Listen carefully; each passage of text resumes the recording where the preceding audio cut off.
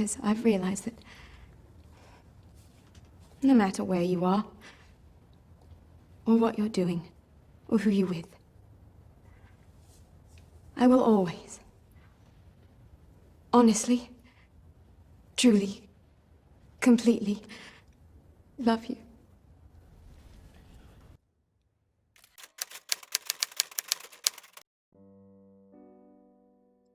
Love, Rosie, also known as Where the Rainbow Ends, is the second novel written by Irish author Cecilia Hearn and published in 2004. The author debuts at only 20 years old with her first novel P.S. I Love You, which became a bestseller and was translated in 50 countries. In addition, the film based on the novel with the same name, Love, Rosie, was released in 2014. The film adaptation was presented at the International Rome Film Festival. The novel tells the story of Rosie and Alex, two children who met and become best friends at school. As the story progresses, their relationship becomes so strong that they become inseparable. Where Rosie was, there was Alex, and vice versa. It is with the arrival of teenage years that the two protagonists begin to plan their lives after high school. Their wish is to go to study in Boston, so Alex will have the opportunity to study medicine, while Rosie will attend an hotel management faculty. Alex decides to go before Rosie to Boston to start the moving, and it is at the time that, due to a cancelled flight, he will not be able to return to Dublin to go with Rosie to the prom. Rosie, although disappointed, decided at the last minute to go with Brian. This is the moment when Rosie's life changes irrevocably. It is her disappointment and momentary anger at Alex that drives her to spend the night with the last-minute boyfriend, thus becoming pregnant with Katie. From this point on, Alex and Rosie's lives will be told in parallel, but they will always stay in touch.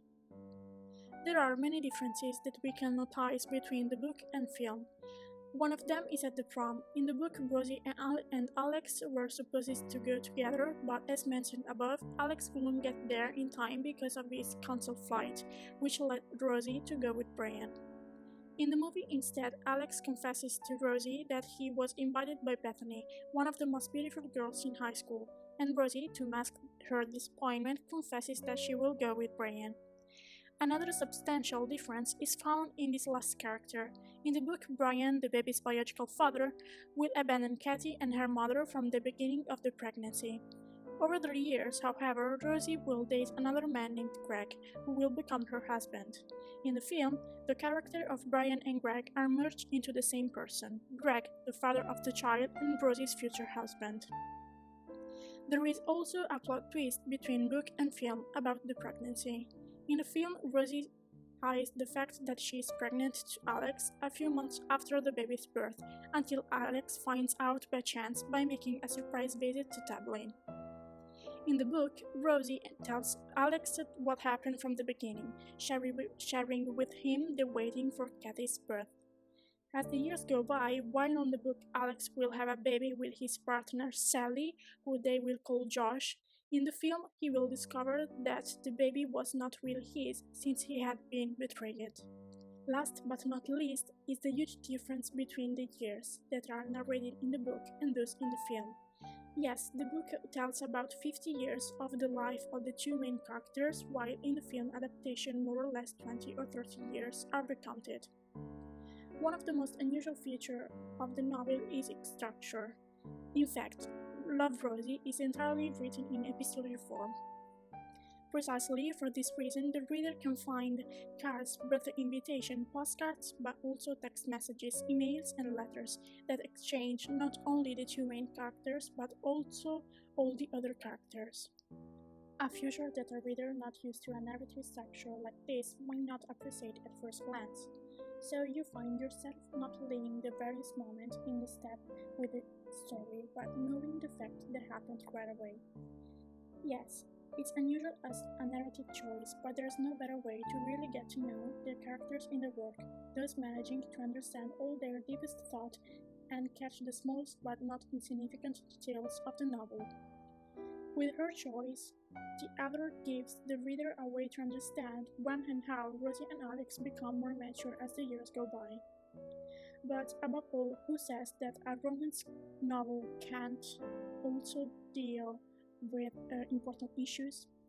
There are many topics that Cecilia Ahern touches in this book, from friendship to the chasing of one's dream to being a parent at a really young age and love. But let's get more specific. Friendship. This is the first topic that opens the novel and will accompany the reader to the epilogue. From the very first pages, you understand that theirs is not just any friendship.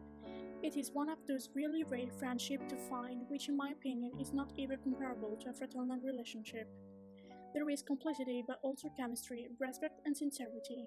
No matter what happens in their lives, whether they will separate or sometimes be disappointed in each other, their relationship will always remain there, becoming the fixed point of the whole novel. The pursuit of one's dreams. Here the undisputed protagonist is Rosie, who has also faced more problems. He has always been so fascinated by adults that she wants to own one herself, and with her dream of following Alex to Boston to study other management, she puts aside these dreams because of an unexpected pregnancy.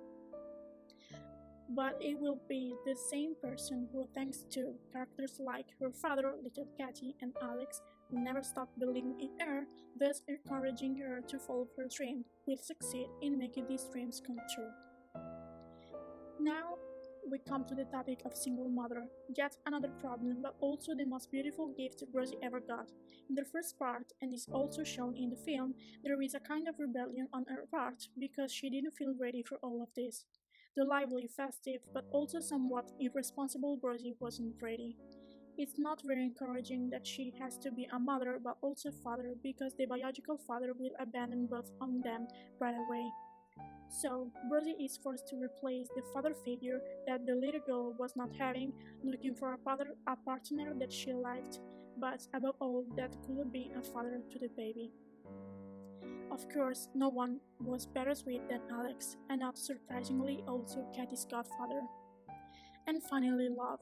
The author, without a doubt, does not limit herself to describing the love relationship that can exist in a couple, but represented in all its nuance. Rosie's parents' love for her when she discovers that she is pregnant and when they try to make her feel as later as possible unable to live out her youth because having become a mother. The love of Rosie's father, who was always proud of her despite everything. Rosie's love for her little Katy, that love of a parent that no matter how young she may be, will always be beyond anything. And then, especially, the love between Rosie and Alex, that love that's been hidden for so many years, silent and even the most heartbreaking one, that love that kept the reader on his toes until the end, that made him feel like he was on a roller coaster. It's hard to explain what it feels like to read Love Rosie, but you are definitely facing mixed emotion all the way to the last page. The fear that the two of them never confide what they felt for each other leaves room for a feeling of anguish and fear. Yet it is only after 50 years that we can breathe a sigh of relief.